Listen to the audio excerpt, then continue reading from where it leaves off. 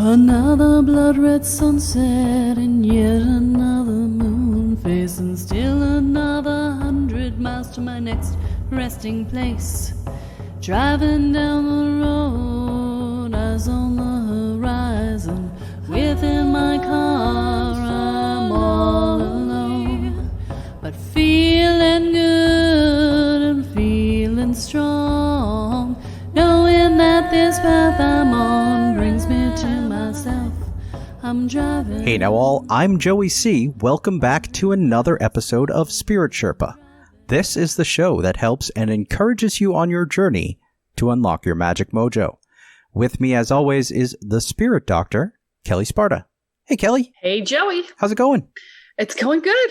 It's been a busy day, but a good day. Yeah, okay.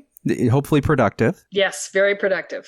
Before I forget, last episode when we did the grail ritual, I did forget one thing in the ritual itself. We didn't pull the cups apart at the end of the ritual. And so if you did the ritual, please go and sit with your cup and pull it back from the communal cup, because otherwise anything anybody does with their cups is going to impact everybody else when they're working with their cups. Joey told me before we started the episode that he put his through the dishwasher, so that should be fine. If you threw yours through the dishwasher, then it's probably already separated, no problem. But for those of us who have things that can't go through the dishwasher because they're sitting on altars and whatever, pull your cup back from the collective cup so that you don't get impacted by everything the other people are doing with theirs, okay? And to do that, all you do is just visualize it, right? Just know that it's true. Hold your cup and say, this is my cup and my cup only, and it is not connected to anything else. And that is sufficient as long as you intend it solidly. Please do that, and my apologies for forgetting. Perfect. So we're back here for Spirit Sherpa again. And We're going to be talking about archetypes today, or one specifically. Well, one specific archetype, yeah. And we're going to cover a couple of different archetypes in this episode and the next one. And then we're going to talk about how they interact in relationship. Very cool. So we're leading up to our 100th episode. I'm very excited. Very close. Very, very close. It's a big benchmark. So we're super, super happy about that. Yeah, I just have to say, guys, we wouldn't be leading up to our 100th episode if you guys hadn't actually been tuning in and listening. So this is all on you. Thank you very much. Because if you guys weren't listening, then we would just be talking to nothing. Right. So we really appreciate your being out there. Even if you're lurking and we don't know who you are yet, we appreciate you. Exactly. And we invite you to get in contact with us in any of the ways that you hear at the end of every freaking episode, or almost every freaking episode. Almost every, yeah. We try to make it accessible without being obnoxious. So. All right. So topic today, warrior, savior, knight in shining armor. Ah, yes. The knight in shining armor. We've all heard this expression before, but what does it mean? What do we mean when we say archetype? Let's start there. So an archetype is a overarching concept, right? So when we talk about the hero or the princess, right? The fairy princess. Knight in shining armor is an archetype. The damsel in distress is an archetype. And the sidekick. Mm-hmm. Each of those are an archetype of their own. So we have these universal themes in life. And the themes are the archetypes.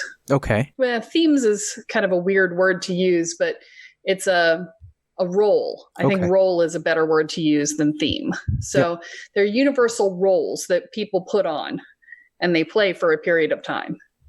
Usually you don't spend your life in an archetype. Oh, okay. The role that we play is integrally connected to our experience of it. So when you step into the role of hero, there are certain things that you have to do and certain things you don't get. And Kathy and I talked about this on the Hero's Journey episode when we were talking about mythology. Yep. Same thing happens when you step into the role of knight in shining armor. So when we think of the knight in shining armor, who is the famous knight in shining armor in history? I'm assuming we're talking about Lancelot. Yeah.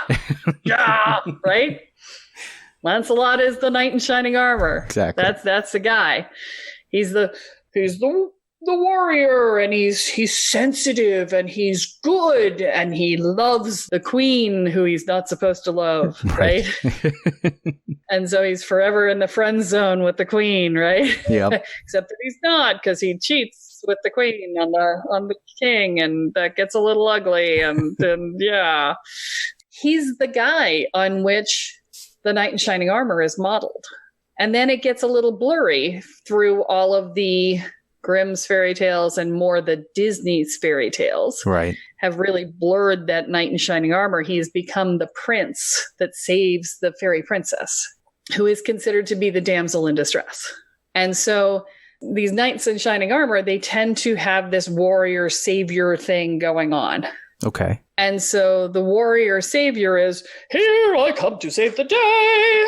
It's all fantastic, except if that's who you are. Because when you're a knight in shining armor, when your role in life, when that is the role that you have taken on and you hold, and ladies, I am talking to most of you, okay?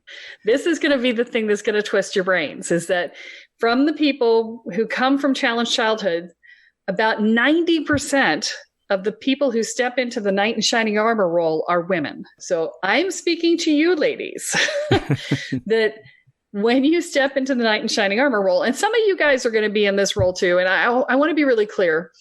I'm going to talk about this as a dualistic thing, that you're this or that, but you're almost never just this or that. Right. You're usually some combination thereof, right? Because internally, we are whole beings, whether we realize it or not. And so we always embody multiple aspects across these things, but we have a dominant and a non-dominant aspect. It's that yin and yang. Our dominant aspect is the one I'm referencing. So you'll be able to identify yourself as we go through this. But this is for you to sort of sit with and think about. If you're a knight in shining armor, when you define yourself as a warrior savior, which is what a knight in shining armor is, when you define yourself that way, you're always looking for a fight, and you're always looking for somebody to save. It doesn't matter if they want your help or not. Okay. Okay? Yeah. And I need to say that out loud, because oftentimes we come barreling in and they don't want our help and we don't care, right? I'm like, no, I can save you. And they're like, I didn't ask for your help. I don't care. I can save you. I know better than you. That's my job. Look at me. I'm not a knight in shining armor. I can't save you. If you will not be saved, you must be saved. Joey's laughing. I think he recognizes this. Yes. Here's the thing, right? This isn't never about the person who needs to be saved. It's about you having to hold the role, because honestly, what you're trying to do is just save yourself. Right. You couldn't save yourself as a child. You couldn't save yourself. So now you're out to save everybody else who might be victimized. And that is not going to fix your inner child. I just want to be clear. I'm going to say that up front. No amount of saving other people is going to save your inner child. Okay. So let's be clear. You cannot fix it on the outside. It has to be fixed on the inside. Okay. When you're standing in the knight in shining armor role, you are overbearing. I'm sorry, this is going to be painful to hear, but you are overbearing. You are constantly under stress and pressure from yourself to find the next person to save, to do the right thing, to be strong and powerful, to, gear up and be ready to meet the world. You can tell that I was the warrior savior because I picked the last name Sparta when I got divorced. Okay? Right? Yeah. That was who I was. I was so entrenched with my warrior that I took the name of the warrior city-state, right? The one in which the women were warriors too. My shaman at the time looked at me, pretty far into my process with him, and he said, Kelly, he said, your bitch lives right out on the porch, and she's the one who greets everybody. And he said, she doesn't really need to live on the porch. She could live in a box in the attic, because it would take her no time at all to burst out of the box in the attic, break through the front window, and land on the head of the person who needed to be landed on. He said, you could actually greet people with somebody other than the bitch. And I was like, oh, yeah, okay. All right, I'll try that. And that was the beginning of the softening, people. Yeah. That was the beginning of me getting softer. And so people who knew me 20 years ago are like, oh, wow, you're really a lot easier to be around. Like, yeah, it's amazing what happens when the bitch is in a box in the attic. That is such a weird analogy, but I think I understand it. It worked for me. Yeah. So, this is the thing. When you're living in the warrior savior mode, you're meeting everybody with the bitch on the porch. Right? The aggressive facade constantly. Yes, it's the protector. And they're protecting you, right? Mm-hmm. That's what they're there for. But, you hold it up as a protector for everyone because, we have a hard time doing anything just for ourselves. Right. And so, when you live in this mode, you tend to surround yourself with other warrior savior types. And when you surround yourself with other warrior savior types, what happens is you end up with warrior love. And warrior love looks like, hey, poke, poke, poke. You've got a soft spot here. Poke, poke. You ought to tighten that up. Poke, poke. Look, this is really vulnerable. Poke, poke, poke. I know it hurts. I know I'm poking it for your good. I'm going to poke the spot that hurts so that you will toughen it up because you got to toughen up because something could come and stab you. This is my way of loving you. Poke, poke, poke. Okay. That's warrior love right there. Not happy love. Let me tell you, that is not yummy, gooey, unconditional love. That is warrior love. Toughen the hell up so you don't get killed. Right. That's warrior love. So if you have friends who do that, just know that's warrior love. Yep. And give them this episode. Okay. Because they need to hear it. Now, so you get warrior love because you have warrior friends. Mm-hmm. You get stress and pressure because you're constantly looking for the next thing. You're like a warrior in the battlefield who has never been off duty. Okay. He has PTSD and he's going to shoot anything on sight that looks remotely like it might be an attack because it's easier than having to figure out if it is or not because he is frazzled and has no ability to discern and is overwhelmed. Shoot first, ask questions later. Shoot first, ask questions later. Yeah. and clean up the bodies so nobody finds them. Right. Right? That's it. Because he can't get in trouble because he's got no bandwidth to deal with that either. So you're overwhelmed. You're under stress and pressure. You're angry all the time. It's probably right underneath the surface. It takes nothing to set you off. You're constantly exhausted and snippy because you've given everything you've got to everybody else and you got nothing left for you. You feel empty inside a lot. Mm-hmm. If you're not full of anxiety, you're full of nothing. You have a hard time setting boundaries unless you're yelling at somebody to back the fuck off, right? There's intense amounts of perfectionism and needing to control a situation. And because you're constantly trying to be perfect, you demand perfection of those around you. Mm-hmm. Only it's slightly less perfection than you demand of yourself so that you can think of yourself as reasonable. I got news for you. The level you're expecting of them is unreasonable. The level you're expecting of yourself is insane. That's how that goes. Yeah.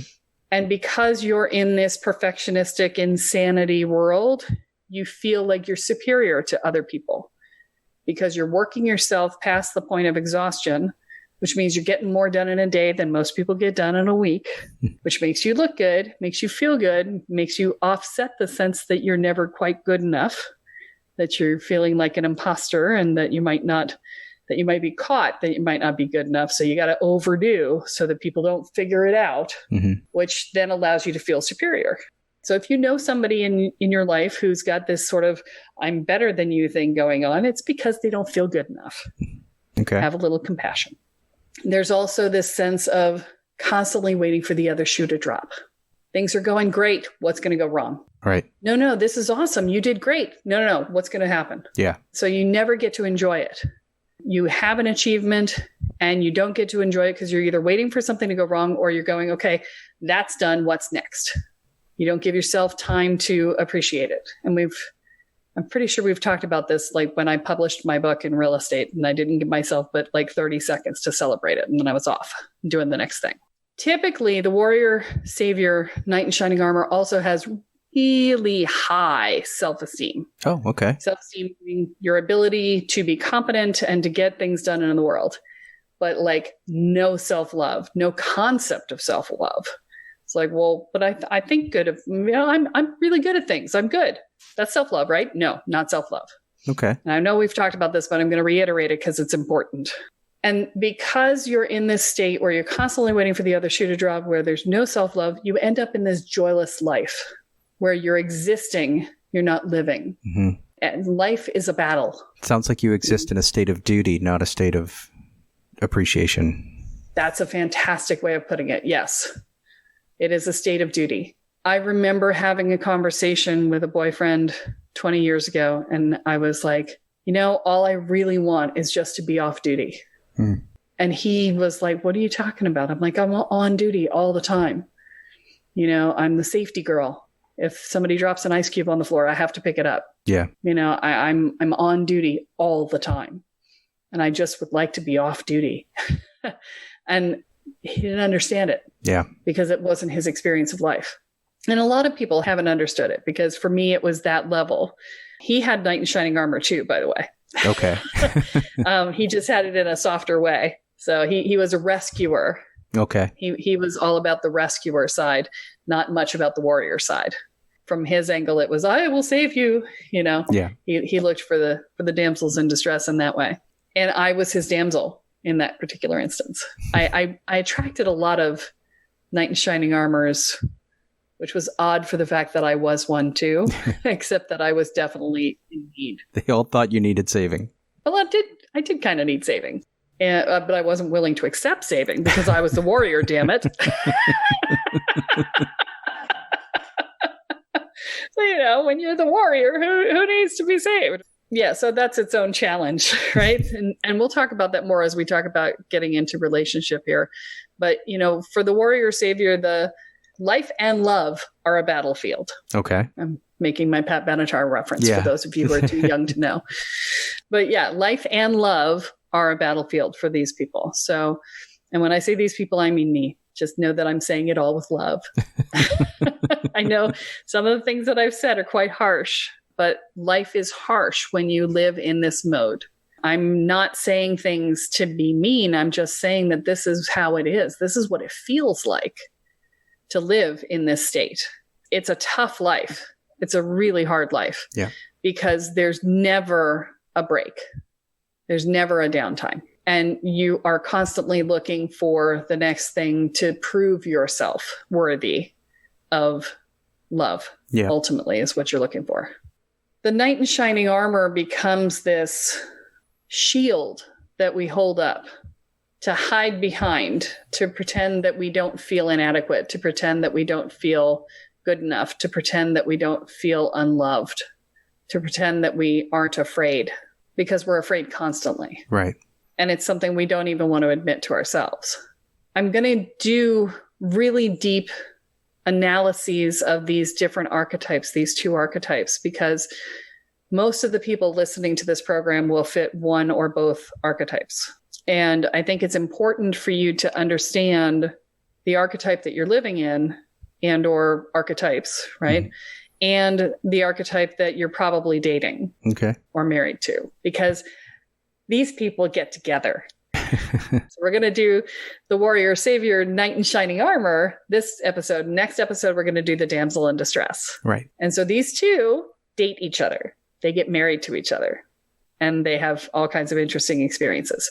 We're not going to talk about that in this episode or the next one. We're going to talk about it in the one after that. Okay. So you guys can be on the edge of your seat for the next ones. So the thing about the knight in shining armor is that underneath it, it's being driven by the victim archetype. Interesting. You would think that it was a damsel in distress, right? Right. And damsel in distress is being driven by the archetype of victim as well. But the knight in shining armor is also being driven by it. So one is driven into the arms of the victim. The damsel in distress goes into the arms of the victim. The knight in shining armor denies the victim and is in rebellion against it. But remember, when you rebel against something, it is still controlling you. It's controlling you in your opposite. You're not defining yourself individually. You're being defined by the opposite of the thing you don't want. Right. You're simply doing the opposite of what is being forced upon you, as opposed to what you want to do. Exactly. And so The thing that we don't want to look at, the thing that we are most unaccepting of, is victimhood. And so we will deny it by saving the other person so that they don't get victimized and we don't have to see it, because we don't want to be with it in any way, shape, or form, because we're denying it in our own being. Mm-hmm. Or if someone is whining and complaining like a victim, we will have no patience for them. Right. Suck it up, strengthen up. Yeah. That's the message that they get. And if they don't, we have no time for them. Like, they're just a whiner. They're negative. They're complaining. They're such a victim. You may not do that out loud, but I'm telling you, in your head, this is what you're doing. And I know this because I did it. I was that person. And I hear when I speak with clients, they're like, yeah, that's kind of where my head is. Yeah, I know. It's okay. It's us not looking at our inner victim and not being willing to admit where we have felt victimized. Okay. And so because we aren't admitting our own victimization, we go looking to prevent other people's victimization to make ourselves feel better about it. Well, I couldn't stop what happened to me, so I'm going to fix it for somebody else. So it sounds like a lot of what this archetype is, in terms of probably what it seems like we'll get into in the next one, is reacting to a situation, in this case, some sort of victim trauma, with fight or flight responses. And in this case, it's the fight response in this archetype. Yeah. I would say fight, flight, or freeze responses. Yes. Okay. As opposed to integration. As opposed to, healing and integration. Yeah. Yes. So this is the fight response. We've talked a lot on this podcast about how we work through these sorts of things. Yep. So if this is your first episode, please know we're getting pretty deep into something that we've talked about pretty extensively throughout the series, throughout the whole podcast. And so if this is feeling a little overwhelming to you, you're like, what did I get into? Go back and listen to some of the earlier podcasts and it'll start to make sense. But I'm talking to people as though you've been listening for a while now and you have a context for this. Right. The knight in shining armor is something you can take the armor off. It can be done, but you can't take it off without being willing to be visible, to be transparent, to feel a little vulnerable sometimes. But, and I say this with all love, please don't do the thing that I see people do when they first try to take their armor off, which is they walk up to the person who's most likely to hurt them, hand the virtual knife to them, and stick the knife to their neck. Yep. And say, please don't cut me. Okay. Don't do that. This is about finding the people who are safe to share your heart with, not handing them a knife and saying, please don't cut me. The discernment is the hard part. And the discernment will continue to be hard until you start to see what it's like to love yourself and to treat yourself well. Because up until that moment, what we look for in the outside world, what we look for in a partner, is someone who reflects the way that we treat ourselves. When we go looking for that person who reflects the way we treat ourselves, and we are a dictator who beats the living crap out of ourselves internally, who never gives ourselves any downtime, who never allows us a mistake or any love to come in the door, or any softness in life, who drives us until we're exhausted and we fall down, you don't get great partners when you go looking for somebody who treats you the way you treat yourself. You end up with some pretty crappy partners, emotionally, physically, whatever. When you're trying to put down your armor, the best bet is to start putting down the armor with yourself first, which is often some of the hardest work to do. Yeah. And that's why it's often helpful to get some help with it. When we start internally, the external shifts automatically. So, easily said, not as easily done. Right. And most people end up working it from both places at the same time. They usually do some outer and some inner and work to the center. Mm-hmm. But it is fixable. That's what I'm trying to say. Right now, when you're in this place, we talked about being on duty and the PTSD and the trigger happy and all that other stuff. When you're in that place of constant defending, it feels like there's no way out. It feels like it's survive or die. Yep. And there is another path. Okay. And, that path is oddly surrender. Which is not easy to do for a warrior. Correct. But surrender in this case does not mean surrender the battle. It means surrender and accept what is. Stop fighting to deny what has happened and accept what is. And trust that you will walk through a path that will take you to a better place. Surrender, as we've talked about almost ad nauseum, I think, is letting go in faith that things will be okay. Yep. Letting go in faith that you will manage to make your way through it. And I say this because as a warrior, you need to be able to rely on yourself. And so you can either trust the universe or you can trust yourself or both. Either or both of those paths work just fine for surrender if you trust. Mm-hmm. But you've got to also let go of control at the same time, which for those trying to rely on themselves is a little more difficult. Yeah. This is very interesting. This came out of I did a coaching call this morning with my group.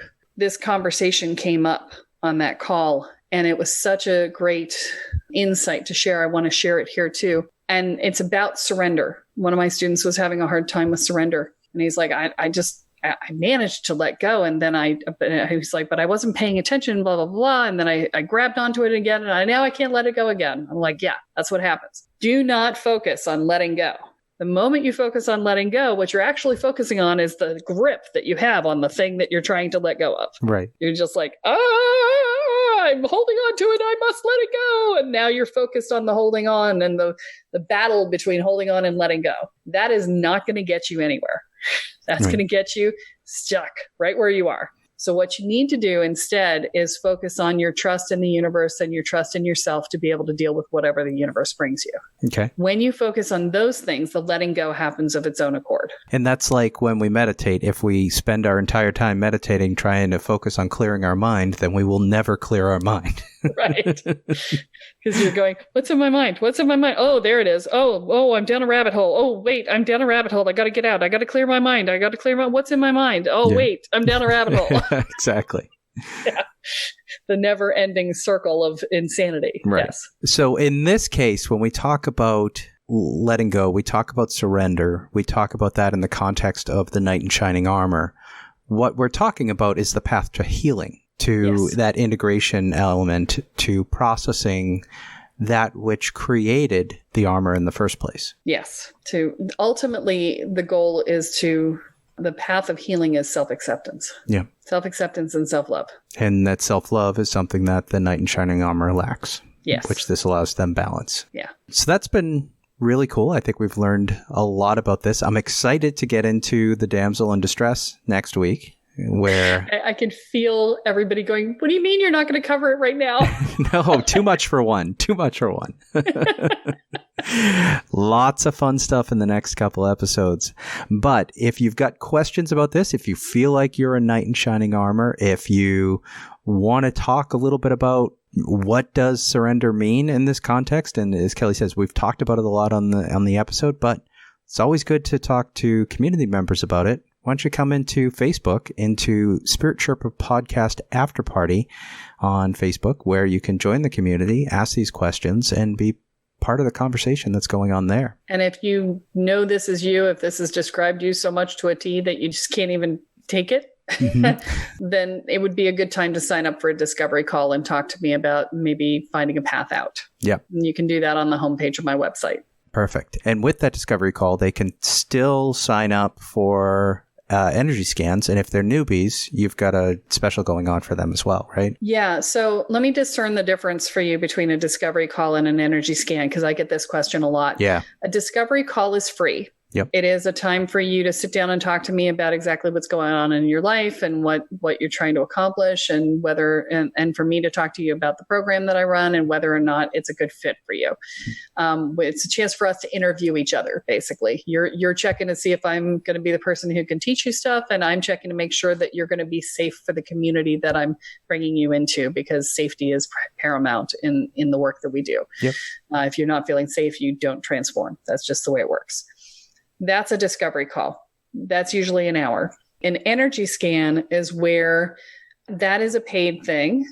And if it is your first energy scan and you're coming in through the podcast here, there is a link in the show notes that will give you a discount. Normally, this is a $250 process, and it takes 45 to 90 minutes, depending on the person, how many issues that we're looking at and how many questions they have and things like that. And it's a flat fee of $250 usually.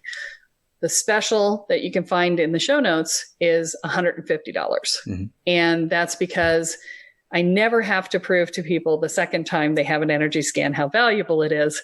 But in the first one, they're like, I don't know, how could a 45 to 90 minute thing be worth $250? Right. I never get pushback on the price on the second one. Okay. So that's why I give you the discount on the first one. So the energy scan is, I actually literally send a tendril of energy into your energy field. I read your aura. I read every single chakra in your system. I tell you what's going on in every place, what the blocks are, what they come from, how they're likely manifesting in your life, and what you can do to fix them if there's a quick fix. If there's a quick fix, I will hand it to you in the moment. If there is not, then we'll talk about it at the end of the call, and I'll give you some ideas for ways that you might deal with it from there. Okay? Awesome. And I do this over the phone.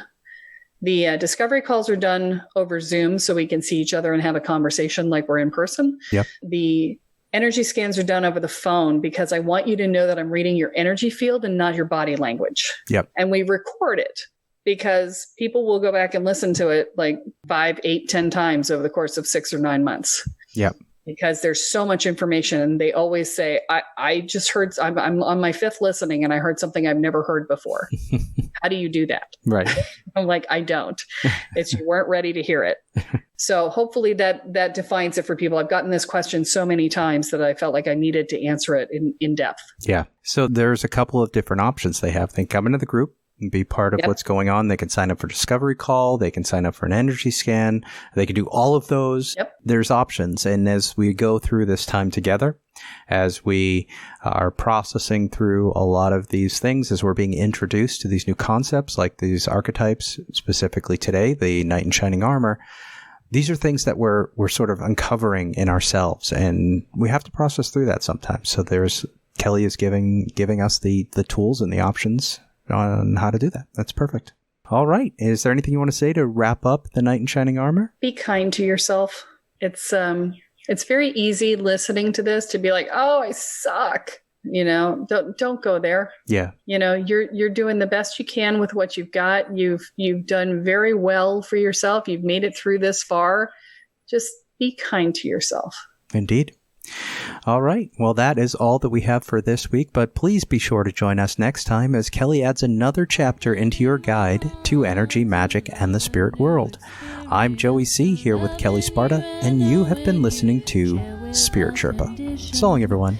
Bye. Each mile I travel over 13,000 now. I leave behind a little fear. Spirit Sherpa is the sole property of Kelle Sparta Enterprises and is distributed under Creative Commons BY-NC-ND 4.0 license. For more information about this licensing, please go to creativecommons.org. Any requests for deviations to this licensing should be sent to KELLE@KELLESPARTA.com. That's Kelly@KelleSparta.com. To sign up or to get more information on the programs, offerings, and services referenced in this episode, please go to KelleSparta.com. This episode of Spirit Sherpa has been produced by Honu Voice Productions.